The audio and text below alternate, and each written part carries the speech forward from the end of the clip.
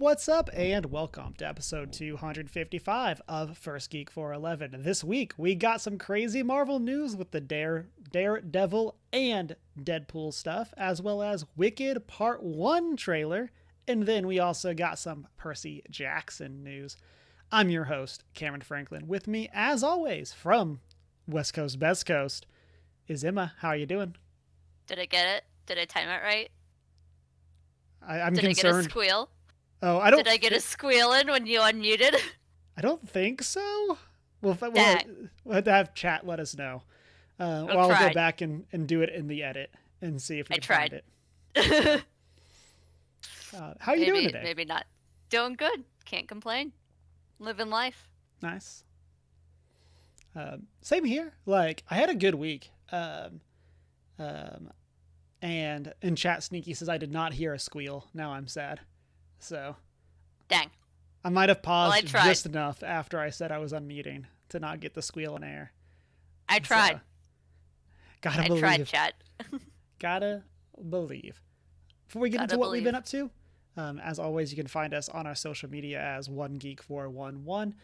You can find us on our Discord server. Shoot us an email at 1stgeek411@gmail.com. Watch live on Twitch Monday nights, 6:45 Mountain Time. I also want to say this is like the closest that we've actually been to hitting that time in quite a while.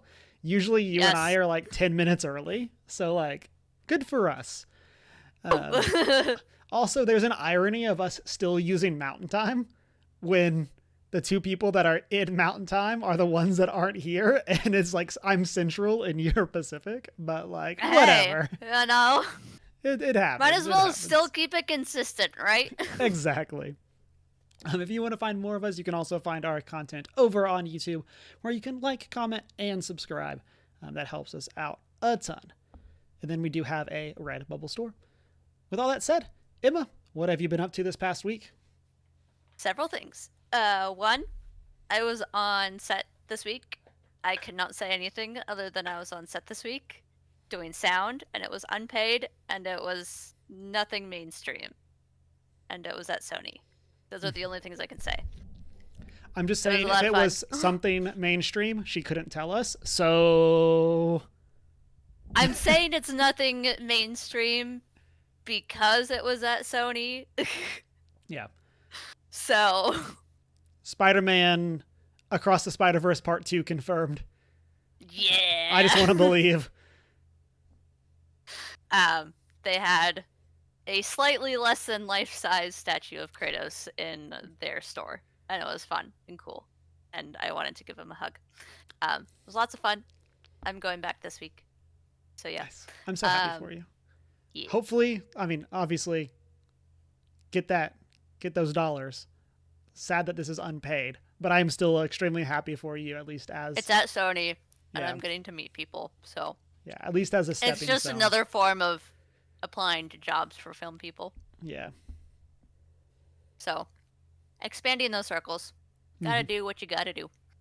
2, I started playing D&D again this week. Yeah, I'm so exciting. So exciting. I played on Tuesday. I talked about this a little bit in the Discord. But Cantrip Candles, the D&D candle shop, is like 3 blocks from my house, and they've had a Thursday campaign going for like 2 years now, and they just started one on Tuesdays. Literally, this session was the very first session of this campaign, and it was so much fun. And apparently it's like an alternate universe version of their Thursday campaigns. That's fun. So, yeah. So it's literally the exact same campaign with a new set of characters, which I think is super cool because we get to take it in our own direction and do our own chaotic-y things. Mm-hmm. The best kind of things. The best kind of things. I am playing an Eladrin elf. They're a sub race of elves from the Feywild. That's cool. Fighter named Saphira, who is heavily inspired by 2 fictional characters. One, Saphira from the Aragon books, hence the name Saphira. Yeah. Love those books. And two, Aloy from Horizon Zero Dawn. Yes. Which is where the fighter class comes from. Yeah. Are we surprised? No, not at all. No. Inspired by a dragon and a cool post-apocalyptic tribal character. Both females, both inspired by females. I love her so much. A lot of her backstory comes from Aloy's backstory. Shocker. Yeah. She's not going to be following that story arc, but like so far, as far as I know. It sure would be crazy if you found a super cool bow. I know, right? She does prioritize a bow in combat right now. We started at level 1, so it's like nothing super fun yet. But she prefers bow in combat like me and like Aloy, and then uses a long sword for close-up. Nice. But it's so fun so far. We fought a harpy and got shipwrecked, fortunately super close to the place we were going to, and we got some old man's beard moss for an herbalist. That was a lot of fun. And I've already befriended the barbarian in our little group, which kind of tracks. So yeah, was so fun to get to play again and in person for the first time in a long time. So I'm really excited. They kind of rotate through little groups of people. There's going to be like 15 people in the campaign, and they rotate through groups of 6 every week. So I'll probably go in tomorrow and watch the next group play as they merge into the same location and things. Nice. But yeah, so much fun. Very excited. I love D&D. It's so great. And it makes me so happy. As you get playing more, I'm like, the logistics of this are really interesting to me. Because it's like, yeah. Since it's such a big group, but they don't want everybody playing at one time, you can go a certain number of times a month that you get to play, but you can watch the other times. Like, yeah. I'm just like super curious to like what that's going to look like in 4 months. Like, in terms of like, where's the plot going to be for these kind of disparate groups, but you can also like move between the groups. Yeah. And so I'm just so interested. One of the nice things too is they have a Discord server, and they have like categories set up for both campaigns, with different, like forums and things underneath to help keep track of plot and summaries and things. But then there's also like role play channel, so you can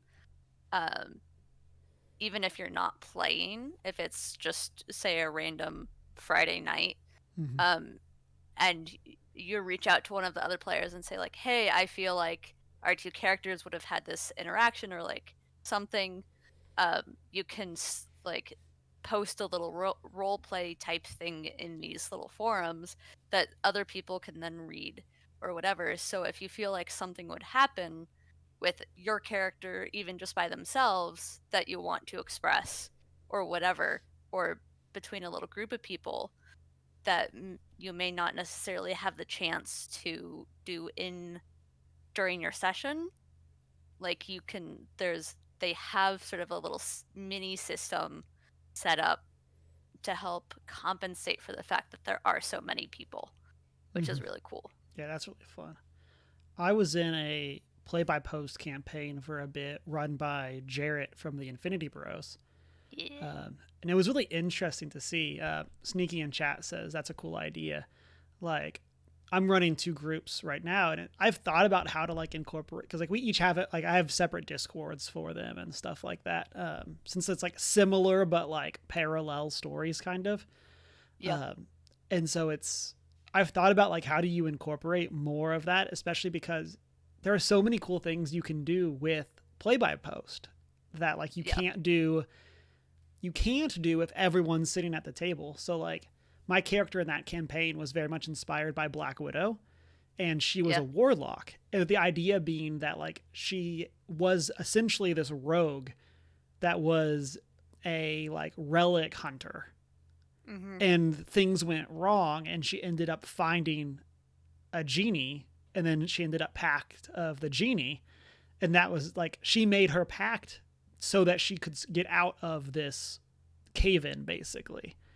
Mm-hmm. And so there's a lot of backstory to her, with essentially her being like, again, taking inspiration from like Black Widow and like the Red Room and all of that kind of stuff, of like, she was basically like in a cult, but it's like that we set it up to where like the first big bad was like connected to her.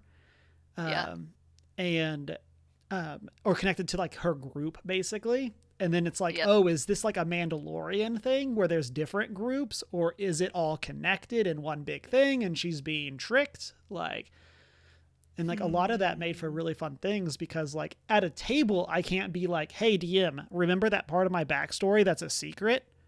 What should I do here? But like for that, like there's a moment that she worked for a school, like a college, and she basically went and found them magical artifacts to study. Mm-hmm. And we ended up going to the school, and it's like, oh, well, I know someone here. I can meet with them. And it was like, well, I didn't want anyone else to come with me because I didn't want to blow my cover. But I also was like, I can't be like, hey, everyone, just let me go by myself. Everything will be fine. I'm gonna run off for a couple of days. Yeah. And so it was like, it's really interesting because that worked so well in play-by-post, but man, that would have been hard to do in person. Yeah. And so like there's a lot of cool resources that you can do with that. It's I mean, like a lot of D&D, it's your own creativity that's the limit. And so yeah, exactly. Yeah. So right there with you, and I'm just so excited. And they have a stats board for both campaigns. I do like the stats board. On, I mean, the one for their Thursday campaign is already up on the wall, but I think the Tuesday one is going to be up soon, and it's experience, points gained, amount of damage you've dealt, and amount of heals you've given, not counting long rest. So I think it's fun to see, like, you can see the character and what class they play. And then when you look at their stats, you're like, yeah, that makes sense. That a fighter would deal more damage than health or whatever. So anyway, lots of fun. Can't wait to keep playing. And their Thursday campaign has been going for a year and a half, 2 years now. So this Tuesday one, I have a strong feeling is going to be pretty consistent, which is super nice. And it's in the evening, so yeah, I'm excited. Can't wait to keep playing and keep. I'm excited to hear more about it, especially once you get like more into like story stuff. And then last but not least, also D&D related. Once again, been playing more Baldur's Gate 3 outside of applying to jobs, like always, because that's boring. I just got to the Baldur's Gate town. Spoilers. Spoilers. I'm not. Shocker. I'm not gonna say too much about the thing I just experienced because spoilers. But all I will say is no one died. That's good. No one in my party died, and it only took me 2 tries, and I'm very proud of myself. Nice. So that is all I will say, and people who know what I'm talking about will understand. And it's super cool, and I'm obsessed. I'm excited to get there. So, from there, we can transition over to my side, and I've also been playing Baldur's Gate. We also had a section where we had to do some resets and do a little bit of cheesing to get through one of the bigger fights, because it was just like, there's no way that we're going to clear all of this. And so we did the, like, go out, kill some stuff, run back through the door, heal up. I've done that. Go back out the door, kill some stuff, go back inside. Yep. And so Admittedly, I had expected the enemies to follow us when I suggested that. I was like, oh, they'll follow us inside, and then now we can pick them off as they enter the room. But nope, that's not what happened. And so it is a little bit more like overly gamified, which like obviously that wouldn't work in real life because they could bunch up, they could take cover, assuming we're going to come back out, like stuff like that. Yep. But I definitely am excited for us to be playing more and getting more of like the development for those characters and stuff like that. Because a lot of them still don't really feel like people, for lack of a better term. Like they're just kind of party members. And so Chunk in chat says cheater. You got to do what you got to do to survive. Endure and survive, as Joel and Ellie say. Yep. So I'm excited to get to know them a bit more. You're in the Underdark right now? We just finished the Goblin Camp. Oh, okay. So, okay. So you're not in the Underdark. You're still in the first. Yeah, we're still pretty early on. I think we're like 10 hours in, a little over 10 hours in. So it's been really fun. I'm digging my Warlock, and good. It's like Warlock's one of my favorite classes. I almost played a Warlock for our game here. Yeah. But then we did not have any frontliney people, and so I went with Barbarian so that we could have that, and into what ended up being a very social campaign. And so, although I guess Travis was also playing Warlock, so like it would have been fair enough. Necessarily need two of us, but who's your favorite NPC so far? It's hard to say, because we don't have Karlak yet. I don't know how far away we are from her. Don't want to know. We'll get there when we get there. So right now our party is Gale, Shadowheart, Lae'zel, and Astarion. And then we found Will. Is it? Yeah. But he is not like in the party yet. And so we have to go recruit him. And then we found Halzen and like fought with him in the goblin stuff, but have not like recruited him into the party fully either. And so I have a favorite, and his name is Will. Yeah. He seems really cool from like the battle that we had with him. Admittedly killed Karlak, not realizing she was a potential party member. Oh. Because I had stayed away from spoilers for Baldur's Gate 3. So I have kind of mildly regretted it, but also been like, you know what? That's a decision I made, and I shall suffer. Yeah. I shall suffer for my choices. That's one of the things that I like. Like, that's a fun part of the narrative. Like, I always go back to Mass Effect 2 as, like, one of the best games with a party in it. And the fact that, like, that game ends with, like, literally your whole team can be decimated. And that's just how it is, and that's what carries into the next game. Like, obviously, there's ways to save everybody. And admittedly, it's not that difficult to save everybody. But, like, I like when games account for, like, hey, if you don't talk to this character and recruit them, their life continues for better or for worse. Yep. And so I think that the stuff like that is always super interesting. Let's see. Outside of Baldur's Gate, been playing more Plague Tale Requiem. I was going to do some Helldivers too, and then right when I wanted to play, they went down for server maintenance. So we pivoted to Plague Tale. And so still really enjoying that. Gameplay is what it is, but man, the story is so cool. And I love that world so much. Amicia is a super cool character. And then kind of continuing the theme from last week, where we watched a Marvel Assembled right before podcast. Today we watched The Marvels Assembled. Really cool background stuff. I love those behind the scenes type things, and it's always so cool to see that people talk about them. Get to see sets, and like what has been so cool about both the Marvels and Guardians 3 is getting to see how practical like all the costumes were, and getting to see how like getting to see the on-set photos of the people in these super cool masks, super cool costumes, and all of that stuff. And so, and then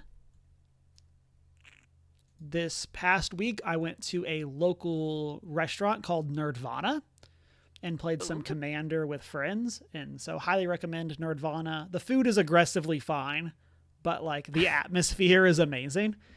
And so, the idea is that there's two sections, a board game section and a video game section. And the idea is that you get to play games while you eat. And so, since it's so geeky as well, a lot of times what's on screen is like, instead of being sports, it's esports or it's nice. GDQ or stuff like that. And so it's always really fun to go to. Or in like the board game room, they show a lot of anime. And That is so it's fabulous. always fun to like go and hang out there. And so played a game of Commander, got the win with my sneaky Camise deck. And it was a lot of fun. A very defensive game. A lot of people were very passive. And then it was just kind of like, up, and no one attacked my Planeswalker, and I won. And so, got him. And so, it was a lot of Get fun. 'em.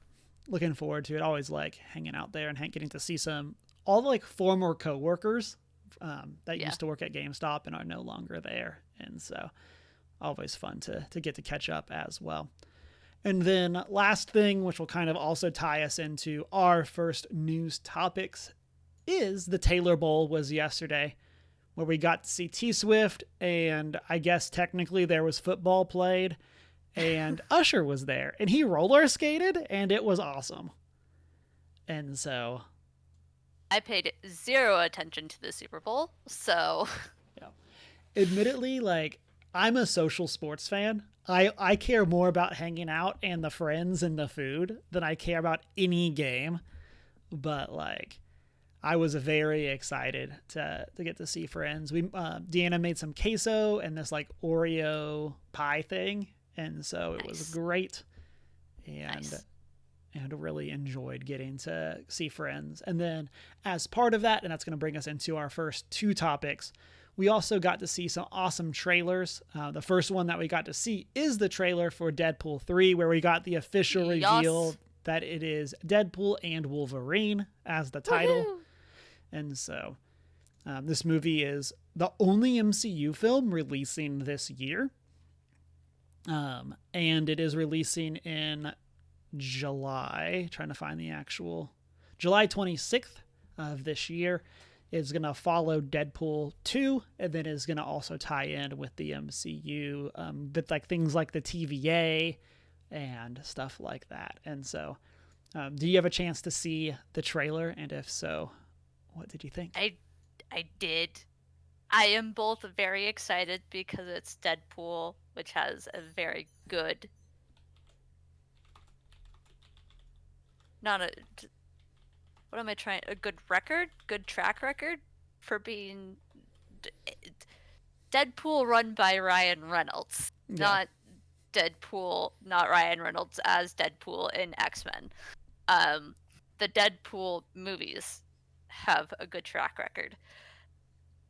At the same time, I am very mildly cautious because we're seeing a much bigger combination with the MCU itself through, as you mentioned, the TVA and things. And I mean, Wolverine is MC Marvel, but you know, through all of the logistics of legal copyrights. I am mildly cautious because Deadpool is known for being very much RNC-17 almost, whereas the rest of Marvel is very much PG-13.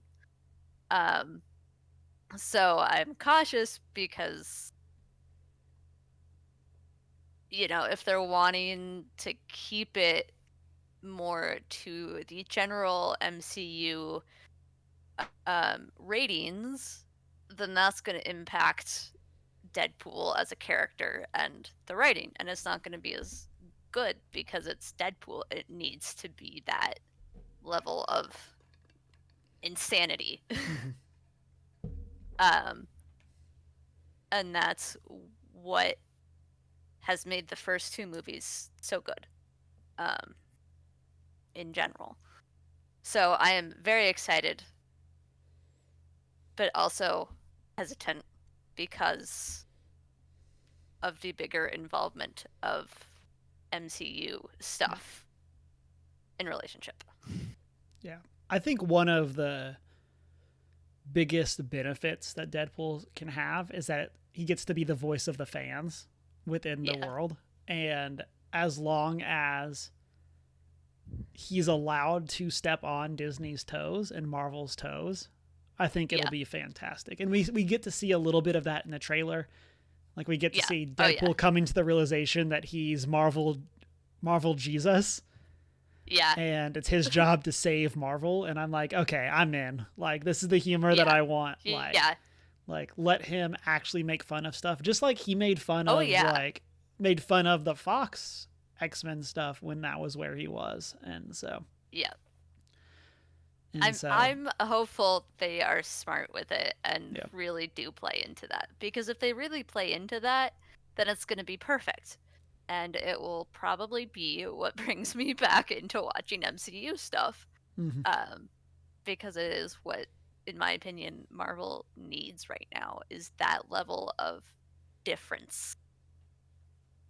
So, yeah, if they do that right and really allow the Deadpool character to lean into who he is as a character Mm-hmm. in these, in this much more MCU related setting, then it's going to be great and I'm going to love it. Mm-hmm. I agree. Don't want to run through every single Easter egg that was in this, of course, but there were some really cool ones. And so many. There's two specifically I want to call out and kind of talk about. One of them is like, I have a favorite one. Yeah. Okay. Cool. So one of them is that we get to see Aaron Stanford back as Pyro, he played Pyro in the original 3 X-Men movies, and I'm so excited that he's back. I really hope that they're able to like explain some of his character more. Like we get to see this older version of this extremely chaotic character, and I'm very excited for that. I think it's going to be very fun to see what that like adult version who has now like seen some things, possibly based on the time jumping shenanigans from the end of Deadpool 2, possibly has to come to the realization that he was killed and then has like now been saved by Daredevil. And so we'll see if that's what it is. But like, I'm so excited about that. And I think it's going to be super cool to see that character return. Pyro is by no means one of my favorite mutants, but like I'm really excited that he's there, and so hopefully that is really cool. And then the other one, and I don't have the specific issue number here, maybe chat can help us out, but there's a scene towards the end of the trailer where Deadpool is laying on the ground, and on the side there's a comic, and that comic is like one of the Secret Invasion comics, and it has on the actual cover has Doctor Doom. And so it's the first like reveal of Doctor Doom in the reveal in air quotes of Doctor Doom in the MCU. And I'm so excited about that. I'm so excited to see whenever Doctor Doom is going to show up. Like, I'm so excited for that tease. Yes. So excited. I had a favorite one. Go for it. For me personally. And of course I noticed it because I'm a film person, but it's a very quick, and basically what they did is they replicated that iconic shot from the first Avengers when they're in New York and it's that rotating camera of all the heroes. With, Hulk and Iron Man and Thor and everyone, and they put Deadpool in there and punched in on him, but it's the exact same shot with the exact same camera motion. Everyone knows the shot. If you've seen it, you know what I'm talking about. In terms of that shot, they took that and just stuck Deadpool in there, and he made a funny joke about it, and then they moved on, and I loved it, and I was giggling for joy, and it was great. And I want to see more shenanigans like that. Yeah, I love stuff like that. I love getting to see, like, again, it's getting to see it be irreverent to itself and getting to see it make fun of its source material. I don't necessarily want us to go too deep into theories, but like there is a theory floating around, and I guess this is, I mean, we've kind of said a bunch of stuff, spoilers for Loki as well as for everything in MCU for like the next like 5 minutes or whatever, but like there are theories that the TVA is like trying to weaponize Daredevil's ability to break the fourth wall. And as part Daredevil of or Deadpool? Deadpool, I'm sorry. We're teasing a future topic. I was going to say, that is not a characteristic of the Deadpool I know. The Daredevil, you know. Or the Daredevil. See? Hey! Aha. Hey! Aha.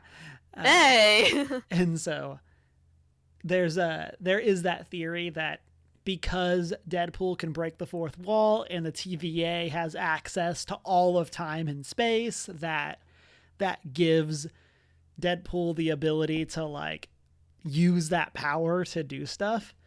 And so it's... And I love that that's considered a power of Deadpool's. To break the fourth wall. Yeah. I don't know what else. So, what are your powers? Like... I break the fourth wall. What's that? Yeah, exactly. What's your power? I know that we're in a movie. And so I'm really excited for what that's going to look like. And then there's another theory going around that there's a scene that we see somebody from behind. They have a cool looking like trench coat jacket on.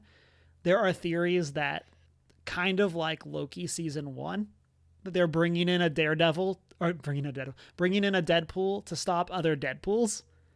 And like one of the antagonists could be the Deadpool from X-Men Origins Wolverine that we see. We've already seen like this version of Deadpool kill that version of Deadpool, but we could also like fabulous theory. Yeah, so like we could see like an alternate version of that survived. Like that is the only time I would willingly accept the X-Men version of Deadpool as a legitimate character.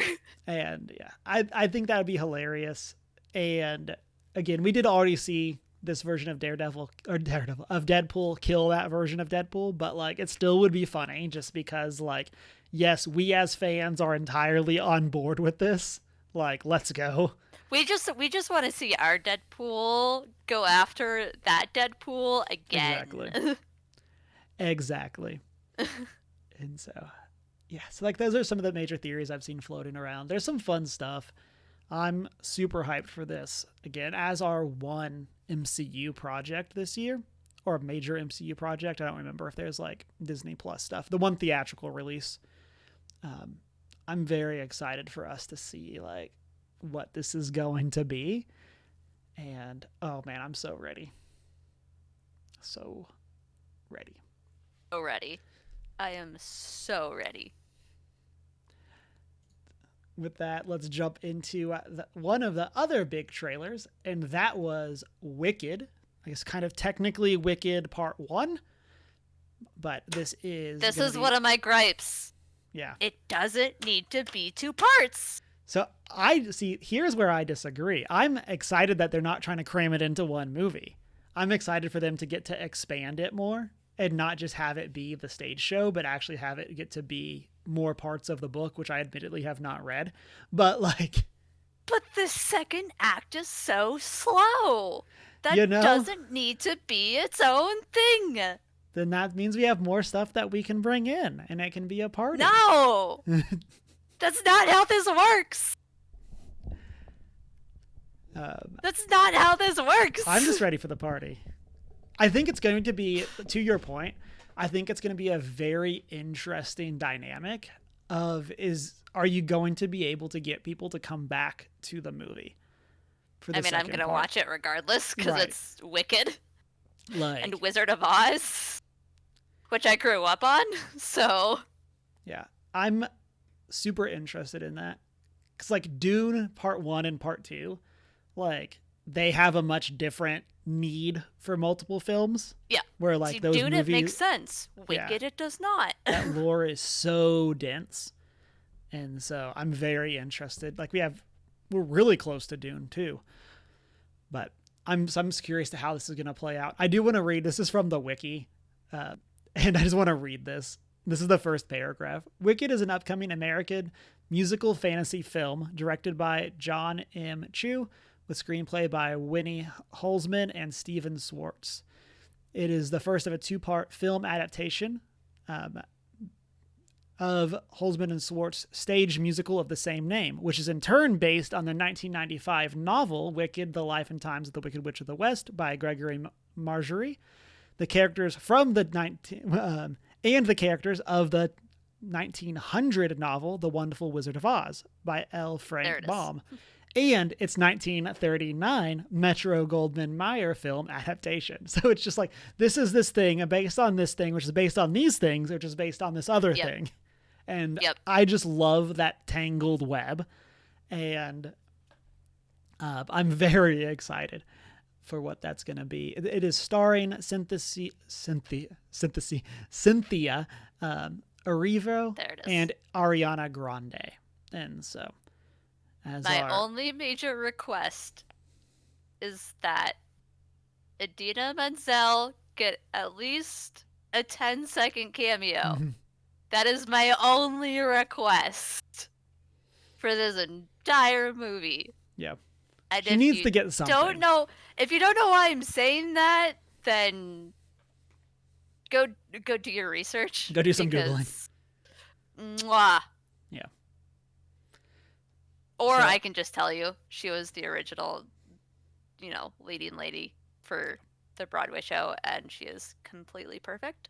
And we love Idina Menzel for everything she does. So she needs to be recognized for all that she's done for this. So anyway. Yeah, I don't know if that was my by only any means like her first role, but I feel like that is the role that she is like most associated with. And so I really feel like they need to give some love to the OG Broadway. Yeah. And I did have the opportunity to go and see it in New York City on Broadway. It's such a good show. And I love it so much. I'm not like in Seattle. Oh, nice.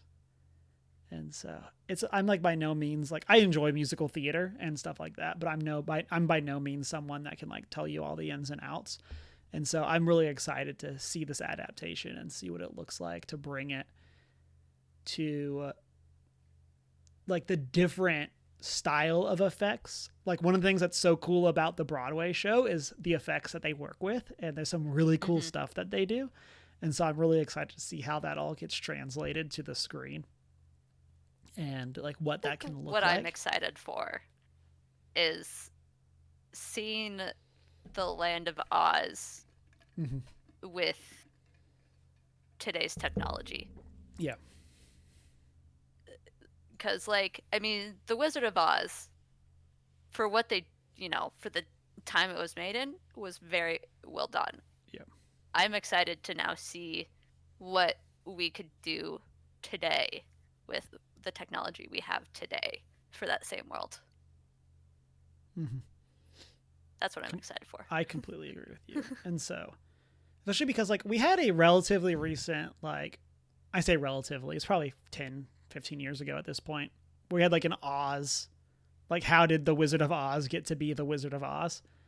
And, it was interesting, but was by no means amazing. And so I'm excited to get to see, this version of it get to come out. And he comes from Kansas. Yep. Oh, yep. I know that because we have the books and not because I saw the movie. There you go. In chat, Sneaky says, never read, seen, or heard Wicked, so you have no stake in the game. And Chunk says, never read or seen the Broadway show, so I'm looking forward to it. And yeah, the Broadway show is so iconic. And it's definitely one of the, defining pieces of, modern Broadway. And yeah. So, oh, yeah. Huge defining pieces. Amazing soundtrack. And so. Just straight up perfect. And then, as we have on the screen, it's kind of hard to read, but it is releasing Thanksgiving of this year. And so, I'm excited for us to come back. Maybe do a spoiler cast for it. Yeah. And so I'm very excited for that. Gonna But that be brings us so out good. of our Taylor Bowl news. And so, listeners, let us know other announcements. We did get a Twister trailer and stuff like that during it as well. But let us know what you're excited about. Are you excited for Deadpool? Excited for Wicked? How you feeling about those trailers? And we'll continue to talk about these as they come up. But with that, Emma, you got some news for us. I got some news and an air quotes reveal.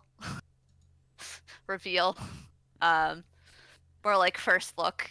Um, at speaking of Marvel, the Daredevil Reborn costumes for Daredevil himself, which is, you know, pretty similar to what we've seen him wear in the past, just with some more solid black accents. Your very Mm-hmm. classic 2015 to Yeah.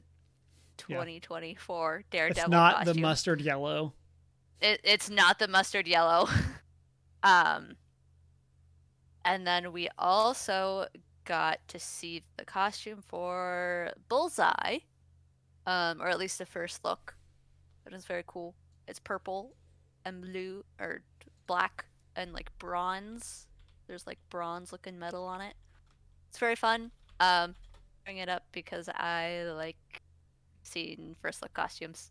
I like all of the behind the scenes stuff, so I like to share it with people. Um, Link is in the show notes if you would like to see the pictures for yourself. I am going to turn off ad block for this because I have a feeling that is what's taking this so long. It is. Um, yeah, very fun, very exciting. Again, that's a air quotes reveal. Um, but it was shared through justjared.com Twitter post or X if you want to be It's Twitter. that person. It's Twitter. It's always It's Twitter. Twitter. It's always Twitter. Um, Very fun, very exciting. Um, and then my actual piece of news that Oh, I'm sorry. Real excited quick for. on that. Oh, go for it. I'm very interested to see what these costumes are actually going to look like since this is like the on-set version. I'm very Yeah, interested to see like how they're going to adapt, especially the Bullseye one that like I feel like there's no way this is the final look for that costume and there's going to be some sort of additions or changes, whether like even if this is what we get for the character at some point, there's no way this is going to be the final costume for that character. And so I'm so excited to see how they're yeah, going to continue to grow that rivalry between those two characters. yeah. It's gonna be And cool. yeah, and then as you were saying about the Daredevil suit, like it's very basic. And so I'm curious to see what they're going to bring in. We got to see some cool Daredevil stuff. I guess, again, spoilers for MCU stuff. You've been warned. We got to see some cool Daredevil stuff in Echo. And so I'm really excited to see him get like brought back in and what we're doing with Born Again and stuff like that. And so Yeah, very hyped. yeah. It is, in my opinion, that with the Daredevil costume is one of those things that's like, if it isn't broke, don't Yeah. fix it. And they are very wise with the Daredevil costume. They're like, it ain't broke, we're not fixing it. Yeah. So yeah, smart move on their part, in my opinion, because it is very much one of those things. It's like, yeah, you don't really need to touch up on that too much. Like I get adding little accents here and there, but um, no need for an entire makeover again. Right. Anyway, um, and then my actual piece of news for this week, for those of us who are fans of either now or have been in the past of Percy Jackson, season 2 has officially been announced and it is renewed for Disney Plus, which is exciting because did good with season 1 based off Mm-hmm. of The Lightning Thief. So now we're going to Sea of Thieves, not Sea of Thieves, Sea of Thieves. I haven't read the books in years. since Yeah. like middle school. Sea of Monsters? So That was the Sea of Monsters. Sea of Was the movie. Monsters. Okay. There we go. I know it was Sea of something.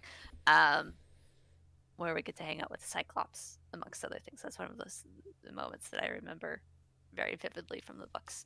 Um, so we get a season 2, and it's gonna be awesome. And I am not finished with season 1. I am behind on everything, and kind of slow to Percy Jackson. But I think it's exciting because a new generation of kids are getting to see these books come to life on the screen and not be disappointed by them. Yeah. Like Yeah. I was. Yeah. So as a fun fact, my introduction to Percy Jackson was seeing Sea of Monsters at the drive-in with people. That was me knowing nothing about it. And so that was my like, this is a fandom. Isn't it technically here? And so like that was indeed a film that was released that year. And so that was even like, if you hadn't read the books, the movie was not good. But as someone who absolutely obsessed over the Percy Jackson books in elementary and middle school, that first movie coming out was the first time I ever legitimately experienced a screen adaptation disappointment.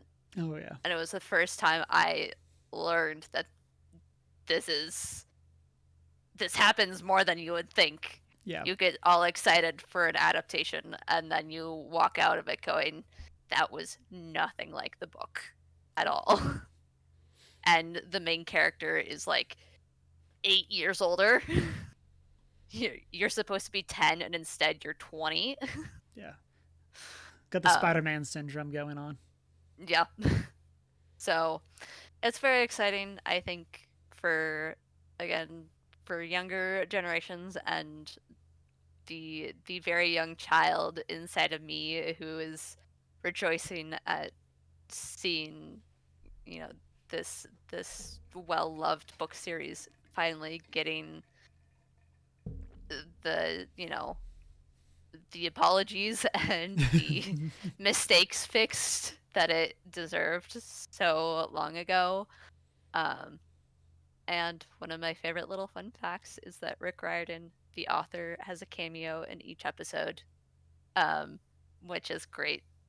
So that is my bit of news, and it makes me happy because even though I don't keep up with that fandom anymore, really, it makes me happy because it's one that I have loved so much in my life. So. Yep. In chat, Sneaky says his youngest son, age 12, watched the show and enjoyed it. Yes. And I really liked the show. Again, I don't have like a huge touch point with this fandom. Like I definitely interacted with it as an adult with Sea of Monsters as my first thing. And then Deanna and I did the first audiobook during a trip. And that's really like that's all I know about it. I'm really excited to go and do more. I was waiting for season 1 of the show to finish before I started doing some of the other audiobooks because I didn't remember all of what happened in the first book, and I didn't want any of the reveals to to come out and be like, not like be spoilers, because I was like mostly aware. There's not really any surprises in that first one, and so, but I didn't want to be like reminded of stuff, and so I was excited to, now that we're through with it, I'm excited to go and like get to know more about the fandom, especially since they handled it well for the show. Yeah, they really did, and it makes me happy to see that they are fixing their mistakes and doing the books justice, because it was my first big disappointment, and it just makes me happy that even though like I haven't read the books in years, like they're continuing the love in a good way. So yeah. And then we got a last piece of news. We'll be pretty quick on this, but we did get some of the announcement this past week for some of the updates and new releases for D&D. some of the upcoming stuff. Specifically, we got some dates for the 1D&D/2024 revision of D&D with the player's handbook coming out in September, DM guides in November, and then the monster manual dropping in February of 2025. And so it is interesting because it has been called the 2024 revision, and now it's not all coming out in 2024. Now, granted, I would say this in the Discord, like the monster manual is probably the least important thing to come out on time. Like if you had to pick one of those to not come out, that one makes the most sense. It's also like we're talking like 5 months. It's not like it's coming out 2 years after the other stuff. So like that's not too bad in itself. And then we also got the reveal, and this is what we have up on screen, of Vecna, Eve of Ruin, which is a campaign for characters starting at level 10 and then tops out at level 20. What a fascinating place to start. Yeah. And obviously it's going to follow Vecna. The blurb says, a high-stakes adventure in which the fate of the entire multiverse hangs in the balance. Don't you just want more multiverse stuff, Emma? The heroes begin in the Forgotten Realms and travel to Planescape, Spelljam, Eberron, Ravenloft, Dragonlance, and Greyhawk as they race to save existence from obliteration by the notorious Lich Vecna, who is weaving a ritual to eliminate good, obliterate the gods, and subjugate all worlds. Of course. Yeah. Because why wouldn't he do that? Yeah, because why wouldn't you? Classic Vecna. But yeah, as you've said, at level 10 is like a super interesting place to start. Yeah. Because effectively by the time you're level 4 in D&D, you are one of the strongest beings in existence. Yeah. And like the fact that you would be starting at level 10 is like, oh, like you are cream of the crop, which makes sense if you're going against Vecna. Like, but like you're probably, and there's going to be a party of you, but you're like once in a generation heroes at that point as your starting point. And so it's going to be very interesting. As someone also who's like never really played high level D&D, it's like, ooh, I'm interested in what this would look like. The fun stuff. Yeah. Yeah. And so I'm now granted at this point, I'd probably rather just play Pathfinder, but like, here we are. I do like the idea of fighting Vecna. Yeah. Isn't it like your average like villager in D&D is level 0 with like 1 hit point and can't do anything aside from throw a chair at you potentially? Yeah. For perspective. Yeah. So the fact that being level 4 is a big deal. Yeah. Yeah. And I'm super interested to what this is going to look like. There's just, again, there's so much you can do with high level play that I'm so interested. Like it just seems like pure chaos, which is exactly where you want to be for a story with Vecna. Yes. And then we also got the announcement of Quest for the Infinite Staircase coming out July 16th of this year. And then there is also a more like historical work that is focused on the history of D&D, titled The Making of Original Dungeons & Dragons 1970 through 1977, releasing in June, on June 18th.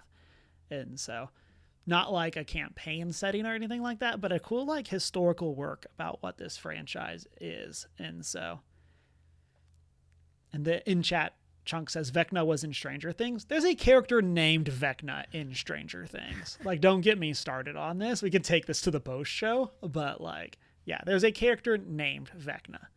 And so, with that, like, I'm super excited for that. I love that we're getting to see some like historical works for fandom stuff. Like, that's so exciting to kind of get some recognition for what has been like a core part of so much story, and getting to actually have that in in the zeitgeist of like, here's actual history, actual stuff like that. And so I'm very excited for all of that.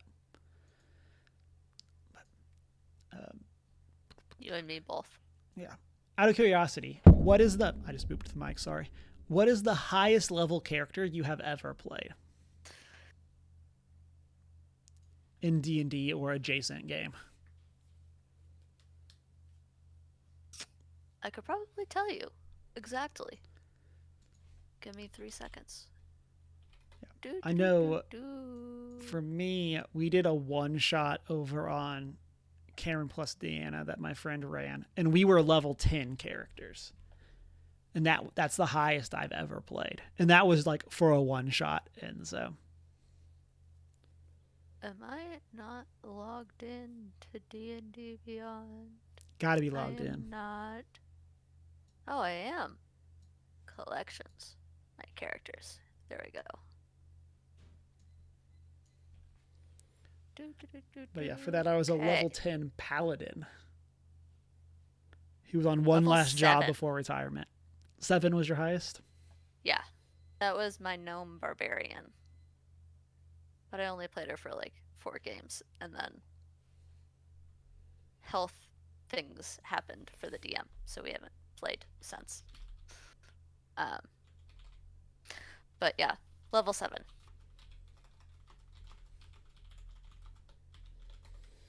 Yep. Nice. Listeners, watchers, let us know, what's the highest character you've played? And what class were they? Stuff like that. So that's going to wrap up our news for this week. As we have been mentioning, book club for this month, The Invisible Life of Addie LaRue on February 29th.